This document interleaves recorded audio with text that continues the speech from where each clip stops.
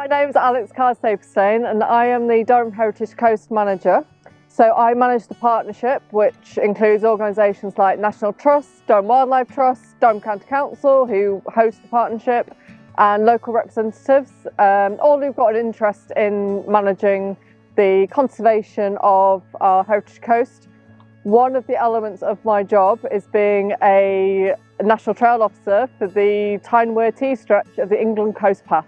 So the Durham Heritage Coast stretches from just north of Hartlepool, a place called Crimdon, which has a lovely sandy beach and dunes, and it goes up to Ryup, which is just south of Sunderland. It's a fairly short stretch, it's about 11 miles. East Durham had a number of coal mines in the past. Coal mining industry was so important for the area, and as a result of that there was huge environmental degradation that happened, and millions and millions of tons of mining waste were dumped on the beaches and into the sea. In about late 1990s, early 2000s, there was a big project called Turning the Tide, and that was a big partnership effort to clear up our coastline and to restore the natural environment in our area. So the Species Survival Fund is a DEFRA funded project administered through the National Lottery Heritage Fund. And we applied for it because it's like the next stage in this journey of restoring, conserving, creating new habitat along our coast. My name is Michael Byrne and I'm the Coastal Grasslands Reconnected Manager, and that's funded by the Species Survival Fund. So this area is a very special area as it has some very rare magnesium limestone habitats. And this is actually the only place in the world where this type of geology can actually be found on the coast. So the aim of the project is to restore and create wildflower-rich magnesium limestone grasslands. The aim is to improve connectivity all along our coast to connect woodland deans and all of the grasslands together. So the Coastal Grasslands Reconnected project covers from here at Blackhall Rocks all the way up to Noses Point, and Warren House, which will be named Tina's Haven, fits right in the middle. And it's that missing piece of the jigsaw for connectivity. We now need to turn that back into these type of habitats, so you've got that linear connectivity all the way up the coast. What that means is that wildlife that are travelling up and down there, for seed dispersal as well, it's really important. But also again for walking along there, so that people can see that habitat all the way along the coastline as they're walking up. And we're looking at covering about 213 hectares of land, which is what we want to restore back to its natural grasslands. Yeah, my name is Eric Wilton. I'm General Manager for National Trust, and I look after a portfolio called Derwent, Weir and Coast. This is a long-standing partnership. You've got to start right back from the beginning, from Turning the Tide in 2000. So we've been in partnership on the Durham coast for 25 years. We're at Warren House field, which will soon be called Tina's Haven. So it's been an arable field for many years, and people have walked alongside it but not been able to walk around it or through it. So part of the work we're doing will be planting 21,500 trees.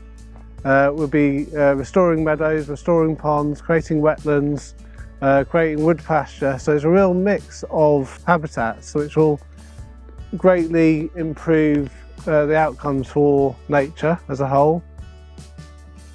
And then the kind of second piece to that is how we connect right across the landscape. So we literally own the top of the cliff on this land and the coastal path, but we didn't own the field.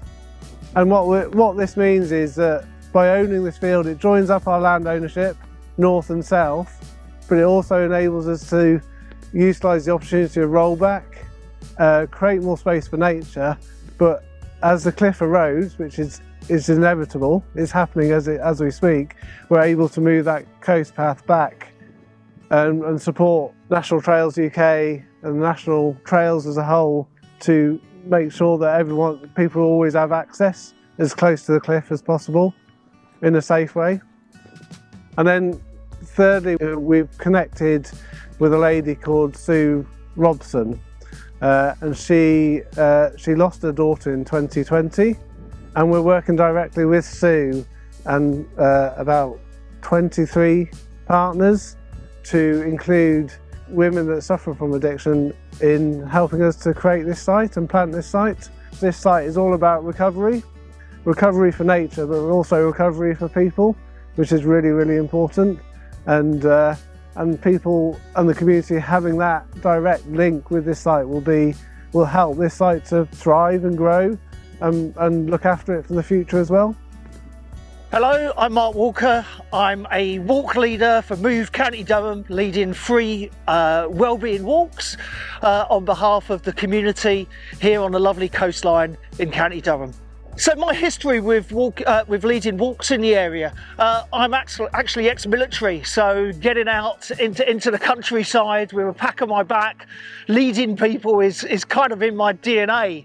And then when I left the forces, I thought, well, this is something that I enjoy and I want to spread it to others.